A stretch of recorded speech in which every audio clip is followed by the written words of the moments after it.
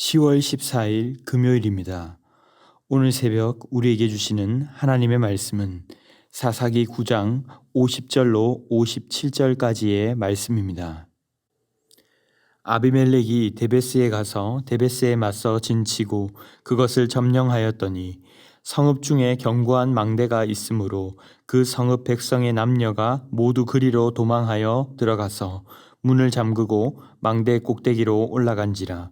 아비멜렉이 망대 앞에 이르러 공격하며 망대의 문에 가까이 나아가서 그것을 불사르려 하더니 한 여인이 맷돌 윗짝을 아비멜렉의 머리 위에 내려 던져 그의 두개골을 깨뜨리니 아비멜렉이 자기의 무기를 든 청년을 급히 불러 그에게 이르되 너는 칼을 빼어 나를 죽이라.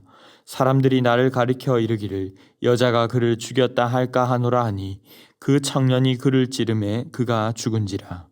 이스라엘 사람들이 아비멜렉이 죽은 것을 보고 각각 자기 처소로 떠나갔더라. 아비멜렉이 그의 형제 70명을 죽여 자기 아버지에게 행한 악행을 하나님이 이같이 갚으셨고 또 세겜 사람들의 모든 악행을 하나님이 그들의 머리에 갚으셨으니 여룹바알의 아들 요담의 저주가 그들에게 응하니라. 아멘. 기드온도 그랬듯이 9장의 아비멜렉 역시 이스라엘의 왕이 하나님이라는 사실을 무시한 채 자신이 왕이 되려 합니다. 형제 70명을 죽이고 왕이 된 그는 함께 이 일을 했던 세겜이 등을 돌리고 가알을 지도자로 세우자 세겜 성을 쳐서 점령하고 또 망대 위로 피신한 남녀 1000명을 모두 불사릅니다. 하지만 오늘 본문에서 하나님은 요담을 통해 예언하신 대로 그를 비참하게 죽게 하십니다. 오늘 본문 50절 이하에 그가 세겜에서 조금 떨어진 데베스에 진을 치고 점령할 때 그 성읍 사람들은 망대로 도망을 하고 문을 잠그고 꼭대기로 올라갑니다. 이 아비멜렉이 망대 앞으로 와서 그 망대를 불살라서 완전히 승리를 거머쥐려고 할 때에 그는 너무나도 황당하고도 비참한 죽음을 맞이하게 됩니다. 53절을 보면 한 여인이 망대 위에서 맷돌 윗짝을 아비멜렉의 머리 위에 떨어뜨립니다. 그리고 그 맷돌에 맞아 아비멜렉의 두개골이 깨어지게 됩니다. 모든 형제를 한 곳에서 다 모아서 죽이고 모든 성읍을 삼킬 것처럼 보이던 그가 여인의 손에 너무나도 허무하게 죽음을 맞이하게 된 것입니다. 사사기 4장에서 시스라가 하벨의 아내 야엘의 손에 의해 관자놀이가 말뚝박혀 죽게 된 것처럼 하나님은 악인들이 허무하고 비참한 죽음을 맞이하도록 하십니다. 그도 자신이 수치스러웠는지 오늘 본문 54절에 보면 자신의 무기를 든 청년을 불러다가 칼을 빼어 죽여달라고 하여 결국 그 청년의 칼에 죽음을 맞이하게 되는 것이죠. 여러분, 오늘 본문은 우리에게 무엇을 말하고 있습니까?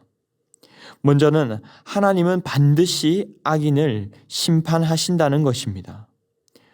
본문 56절을 보면 아비멜렉이 그의 형제 70명을 죽여 자기 아버지에게 행한 악행을 하나님이 이같이 갚으셨고 어제 세겜 사람들도 잔인하게 죽임당하기는 했지만 57절에 보면 요담이 저주한 대로 세겜 사람들의 악행을 또 하나님이 그들의 머리에 갚으신 것이라고 소개하고 있습니다. 공의의 하나님은 반드시 악을 그대로 보응하시고 심판하십니다. 아주 연약한 여인의 손에 창칼과 같은 무기가 아니라 맷돌에 맞아 죽게 하신 것은 그가 교만하여 강하다고 했던 것들이 아무것도 아니었음을 드러내시는 것입니다. 우리는 내가 가진 것이 얼마나 많은가, 또한 내 힘이 얼마나 강한가 이것을 자랑하고 그 힘에 일비할 때가 많습니다. 하지만 하나님이 보시기에는 그것이 얼마나 연약하고 허접한 것인가 하는 것을 우리에게 말씀하시는 것입니다. 마지막에 죽어가면서도 그는 회개하기보다는 여인의 손에 죽은 것으로 인해 혹 부끄러울까 하여 마치 자신의 명예인 양, 그것이 명예인 양 착각하고 죽여달라고 하는 모습이 얼마나 끝까지 완악한지 모릅니다. 나중에 사울의 죽음도 이와 비슷한 모습을 보이고 있습니다. 욕심이 잉태한 즉 죄를 낳고 죄가 장성한 즉 사망을 낳느니라 하신 그 말씀을 기억하시고 우리 안에 욕심을 먼저 죽여나가기를 바랍니다. 나의 지나친 탐욕이 형제까지 죽이고 또한 영토 확장의 욕심이 그를 비참하게 죽게 한 것을 우리는 기억해야 합니다. 또한 두 번째로 재정이나 우리가 맡은 직위에 있어서도 주님 보시기에 정직하게 얻기를 바랍니다. 다른 사람을 짓밟고 쟁취한 것은 당장에는 잘 되고 승리하는 것 같지만 반드시 하나님께서 그것을 심판하시고 무너뜨리십니다. 우리가 무엇을 얻었는가 하는 것도 중요하지만 애초에 어떻게 그것을 얻게 되었는가가 더 중요합니다. 혹 지금이라도 내가 가진 것 중 부당하게 얻은 것이 있다면 속히 회개하고 회복할 수 있기를 바랍니다. 마지막으로 나의 욕심을 위해 공동체를 이용하는 것이 아니라 오히려 공동체를 사랑하고 섬기는 자들이 되시기를 바랍니다. 오늘 아비멜렉의 비극은 그저 한 집안의 이야기로 끝나지 않습니다.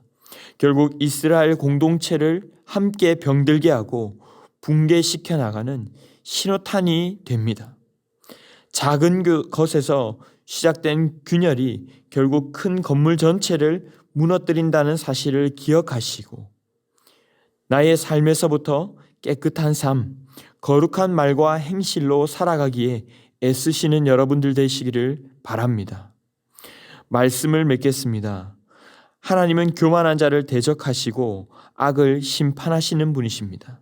그 주님 앞에서 오늘도 우리 안에 일어나는 욕망과 탐심을 제어하고 정직하고 깨끗하게 주신 것들을 양식 삼아 살아가시기를 바랍니다.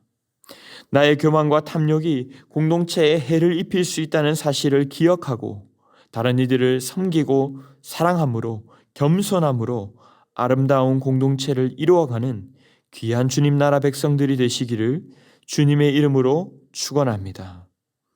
기도하겠습니다. 사랑의 주님 감사합니다.